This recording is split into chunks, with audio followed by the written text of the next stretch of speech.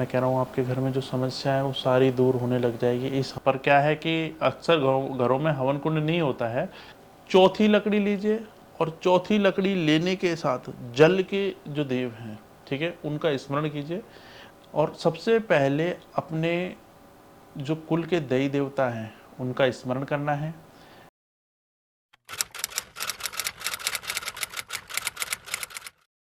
घर में शांति, व्यापार में दिक्कतों को खत्म करना और घर में जो झगड़े होते हैं उनको खत्म करने के लिए एक हवन होता है जो भैरव बाबा और काले माता का होता है, ठीक है ना, काल के माता का। तो उस हवन को अपन कैसे करेंगे वो मैं आपको प्रोसीजर समझाना चाह रहा हूँ। तो इसके लिए अपन को सामग्री क्या क्या चाहिए एक बार मैं वो बोल देता हूँ। वो सामग्री आप पेन से लिख लीजिएगा, ठीक है।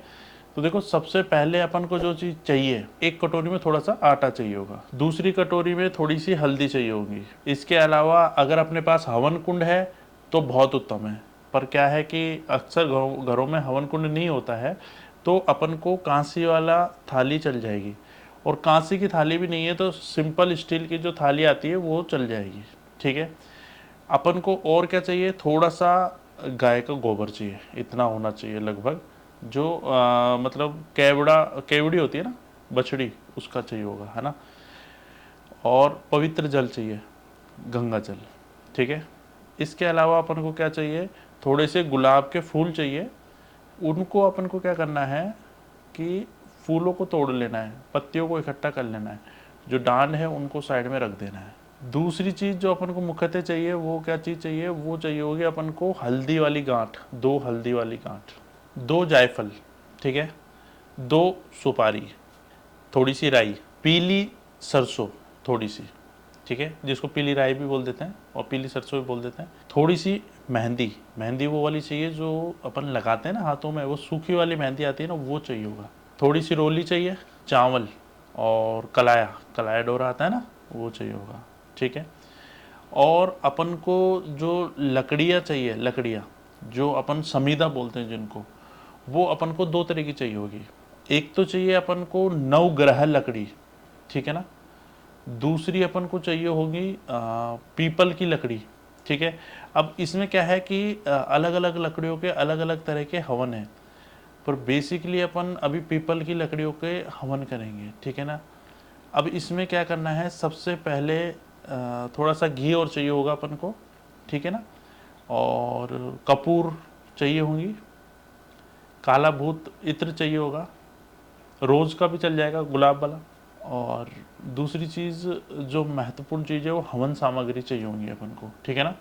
इतनी सी चाहिए होगी, 50-1 रुपए की ले सकते हो आप, ठीक है। अब करना क्या है वो चीज़ गौर से सुनो। सबसे पहले अपन को, ये देखो दिख रहा है हाथ, तो ये आपकी ज़मीन है, ठीक है ना। इस ज़मीन पे पहले पवित्र जल के छींटे मार लो, मार लिया। अब अपन ने गोबर ले रखा है, इसमें सादा मिट्टी मिला लो हल्की सी, हल्का हल्का सा, ठीक है ना। और इसके अंदर थोड़ा सा पवित्र जल डाल दो और इसको हल्का सा लेप के और यहाँ थोड़ा सा लगा दो उस जगह पे, ठीक है। अब इसको 2 मिनट सूख जाने दो, सूख गया है। अब इसके ऊपर अपन को क्या करना है, हल्दी लेनी, हल्दी, हल्दी से देखो पहले उल्टा त्रिभुज बनाएंगे ऐसे यूं, ठीक है। फिर उसके बाद जहां त्रिभुज की नोक आई है वहीं से वापस सीधा त्रिभुज बनाएंगे, ठीक है। ये अपन ने हल्दी से त्रिभुज बना दिया है, ठीक है। अब इसके ऊपर जो वो बर्तन है, जो थाली है या हवन कुंड है या फिर अपने पास कांसी की थाली है, उसको अपन रख देंगे, ठीक है।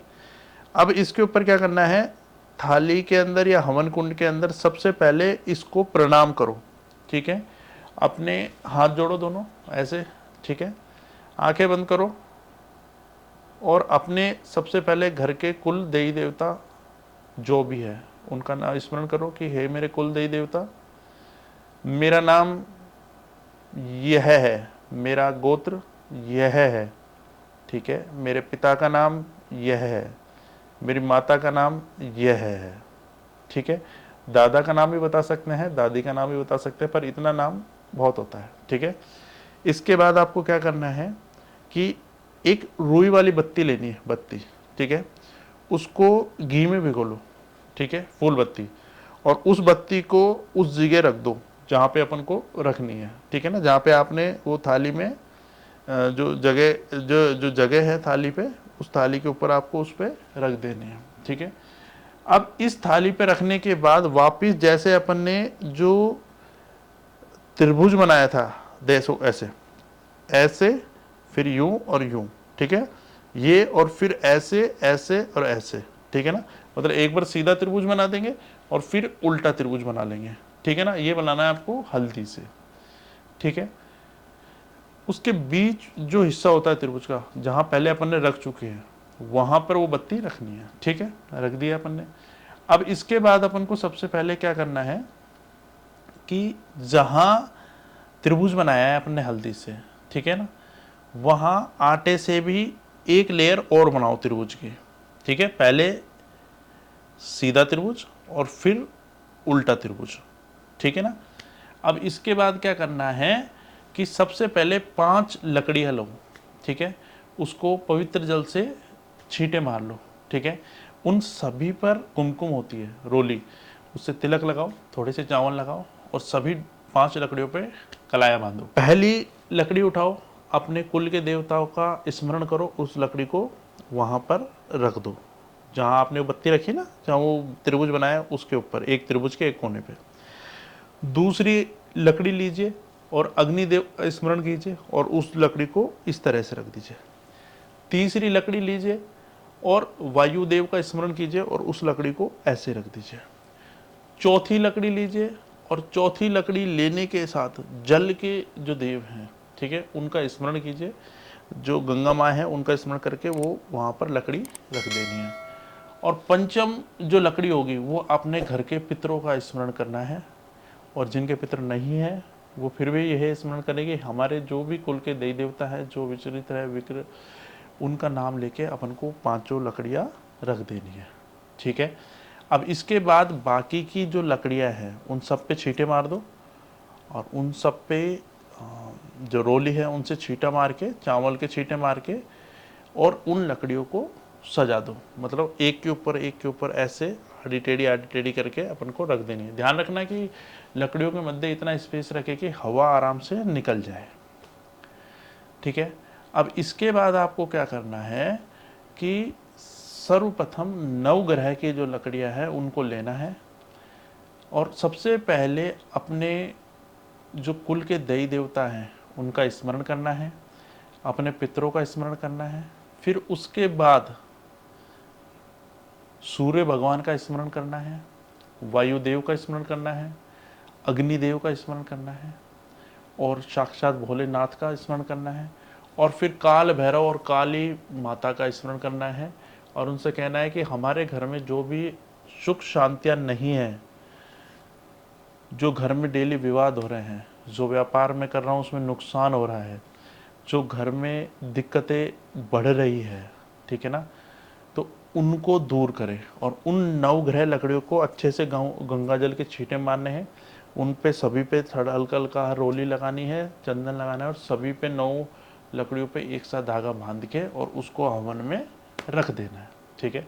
अब कपूर लेना है, ठीक है, वो काल के माता, जो काली माता होती है, ओम ऐं ह्रीं क्लीं कालिकाय नमः, और चामुंडा माता का स्मरण करना है, ओम ऐं ह्रीं क्लीं चामुंडाय च नमः, और उस कपूर को तोड़ के चारों तरफ डाल देना। देखो मैंने पहले भी कहा है कपूर अच्छी क्वालिटी का होना चाहिए, भीमसेन हो या कोई सा भी कपूर हो पर अच्छी क्वालिटी का हो।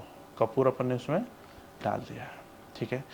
अब अपन क्या करेंगे, सबसे पहले 5 अगरबत्तियाँ लेंगे, अगरबत्तियाँ, ठीक है, जो भी संत गद्दी है, जो भी आपके कुल देवी देवता है, सबका स्मरण करना है, भैरव जी और काली माता का नाम लेके माचिस से अगरबत्तियाँ जला देंगे, अगरबत्तियों को हवन में लगा देंगे, ठीक है। थोड़ी देर बाद अग्नि है जो प्रचंड होने लग जाएगी, ठीक है। अग्नि जब प्रचंड हो जाती है तो सर्वप्रथम 11 आहुति भोलेनाथ के नाम की देनी है अपन को। ओम नमः शिवाय, ओम नमः शिवाय, ओम नमः शिवाय। इस तरह से 11 आपको आहुतियाँ देनी है। देखो जरूर नहीं है कि अपन वो जो लकड़ी का आहुति देने के लिए घी का आता है वही ले, अपन चम्मच भी ले सकते हैं, जो उपलब्ध हो वो ले सकते हैं। इसके बाद दूसरी जो आहुति होगी वो माता के नाम की देनी है। ठीक है। ओम कालकाय नमः। ओम ऐं ह्रीं क्लीं चामुंडाय विच्चे नमः। ओम ऐं ह्रीं क्लीं कालकाय नमः। ऐसे 11 बार ये मंत्रों का जाप करना है और घी की आहुतियाँ देनी है। ठीक है। अब इसके बाद जो तीसरे नंबर की आहुति होगी वो हम भैरव जी के नाम की देंगे। ओम काल भैरवाय नमः। ओम काल भैरवाय नमः। इस तरह से। ठीक है ना।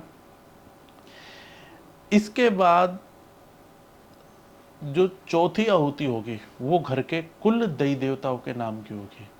जैसे आपके भोमिया जी बनते हैं तो जय हो भोमिया जी महाराज, ऐसे 11 बार। या आपके कह सकते हैं कि कोई भी जो देवता है उनका स्मरण करना है और अपन को आहुति देनी है। संत पूछते तो संतों के नाम की देनी है। अंतिम आहुति आपके पितरों के नाम की देनी है जो 11 बार देनी है। ठीक है। तो आहुतियाँ देने के बाद अब आता है सारा काम भैरव बाबा और काल के माता का। तो सबसे पहले भैरव जी का स्मरण करना है। ओम काल भैरवाय नमः। तो इस हिसाब से अपन को पहले घी की आहुति देनी है।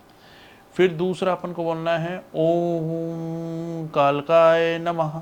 तो अपन को उसमें थोड़े से पुष्प डालने हैं। फिर अपन को दोबारा बोलना है ओम काल भैरवाय नमः। तो फिर अपन को घी डालना है। फिर अपन को बोलना है ओम कालकाय नमः।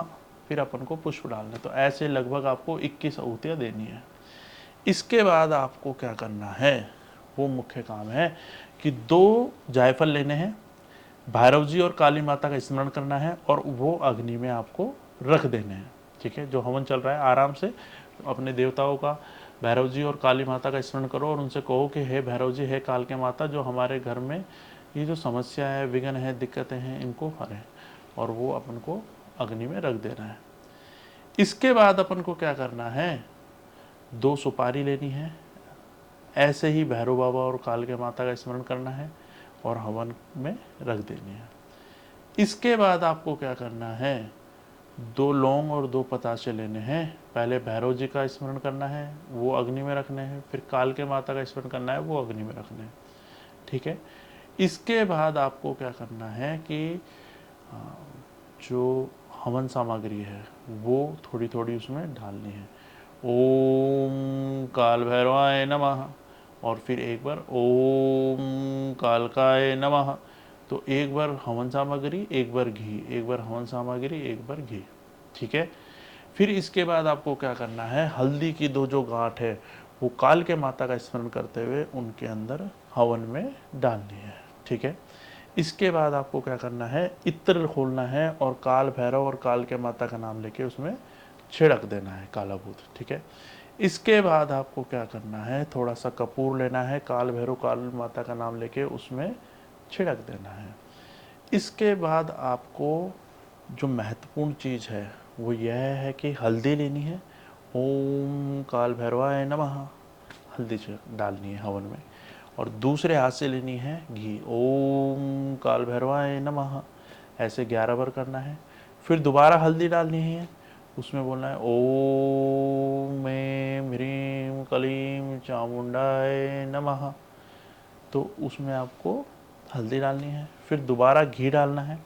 ओम ऐं ह्रीं क्लीं चामुंडाय च नमः, घी डालना है। तो ऐसे आपको 11 बार यह काम करना है। ठीक है। इसके बाद थोड़ी सी 5 आहुतियाँ आटे की देनी है। जो पिसा हुआ गेहूँ का आता है ना आटा, उसको लेना है।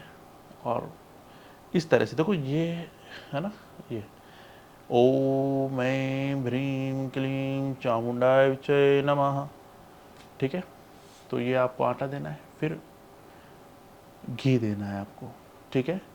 भैरव जी के नाम का, तो भैरव जी के नाम का घी देना है, भैरव जी के नाम का आटा देना है। और फिर उसके बाद आपको उसके अंदर जो हवन प्रज्वलित हो रहा है उसके अंदर आपको वापस से गुलाब की पत्तियाँ और घी देना है, और बीच में राई देनी है। वो भी 5 बार देनी है। जैसे हवन चल रहा है तो उसमें राई लोगे तो राई दोगे, ओम कालकाय नमः, फिर घी देना है, ओम कालकाय नमः, फिर राई देनी है, फिर घी देना है। पीली सरसों और राई, ये दो जो काली होती है, इन दोनों को एक साथ मिला के देना है। ठीक है। इसके बाद आपको घी धीरे धीरे देता इसके बाद आपको घी धीरे धीरे देना है और भैरव बाबा और कालके माता का जाप करना है। अब इसके बाद क्या है, थोड़ी देर बाद क्या है, हवन थोड़ी देर कम जलेगा। क्यों? क्योंकि अपन ने पत्तियाँ डाल दी है, तो ऐसा मत समझना बुझ गया। अपन कपूर डालेंगे तो वो भी जलेगा। ठीक है ना। अब उस हवन के आगे बैठो और काल के माता और काल भैरव दोनों का स्मरण करना है। लगभग 101 बार माला फेरनी है। जैसे आपको क्या करना है, माला लेनी है, उसमें ओम काल भैरवाय नमः ऐसे 101 बार बोलना है। और दूसरा क्या बोलना है, ओम ऐं ह्रीं क्लीं चामुंडाय विच्चै नमः। और जो वो धुआं है, ठीक है, उसको महकने दो। इसके बाद आपको क्या करना है कि पवित्र जल को जहाँ हवन हो रहा है उसके जस्ट आगे थोड़ा सा डालना है, और अंत में वो जो खोपरा है उसको उसके ऊपर रख देना है, और घी की ओम काल भैरवाय नमः, ओम ऐं ह्रीं क्लीं चामुंडाय विच्चै नमः, ऐसे आपको आहुतियाँ देनी है लगभग 21 बार। तो यह पूरे जो प्रकरण है इसमें लगभग आपको 1 घंटे का समय लगेगा, पर दिल से करना है, समय पे ध्यान मत देना है, और बहुत अच्छे तरीके से करना है। मैं कह रहा हूँ आपके घर में जो समस्या है वो सारी दूर होने लग जाएगी। इस हवन को हफ्ते में लगभग 2 शनिवार और 2 मंगलवार करो, बहुत आराम आ जाएगा। शुरू शुरू में थोड़ी दिक्कतें आएंगी, पर धीरे धीरे आराम आ जाएगा। आगे और भी दिक्कत होंगी आपको जो हवन नहीं समझ पा रहे हैं, जिनमें जैसे कुछ चीज़ ऐसी है जो आप समझ नहीं पा रहे हो, तो आप नीचे लिख दीजिएगा कमेंट में, मैं समझा दूंगा उसको कैसे करना है, क्या करना है। बाकी हवन को इसी तरह से करेंगे, बहुत आराम आएगा।